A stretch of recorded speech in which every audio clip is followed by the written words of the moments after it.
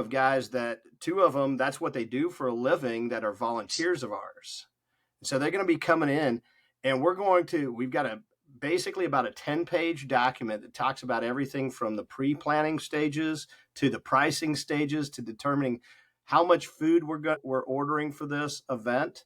And they're going to go through that, but then they're going to get hands-on. We're doing pork spare ribs, and we're going to be doing chopped beef sliders. So we'll have a little beef, but we'll put on a little show. We'll have we'll have the ribs out there being basted and charred on the grill, the party grill, getting them nice and sticky, and putting on a little show for the people.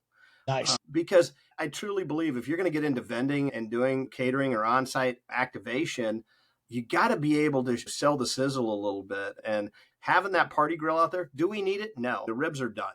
Yeah. When you're basting those ribs right there on an open fire, and people are seeing those mahogany ribs coming off there with a little bit of char on there, and then they're getting those ribs in their basket 2 minutes later, oh my gosh. Oh, heck, you were there when we were slinging ribs and couldn't keep up, and it was 100 degrees outside. Dude, that was like one of the hottest days in recent history for me.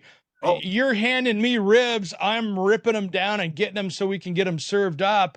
And we're in the middle of a black parking lot in 105-degree heat. Oh, I was like, this isn't supposed to happen up here. What am I doing? Oh, man. I felt like I was baking on the grill. It was like, all right, here we go. And it was hot. But I got a funny story, though. We had so many great people in there, and I learned after a while, your hands just go numb. These things are hot, disappears after a bit. But I was back there cutting ribs.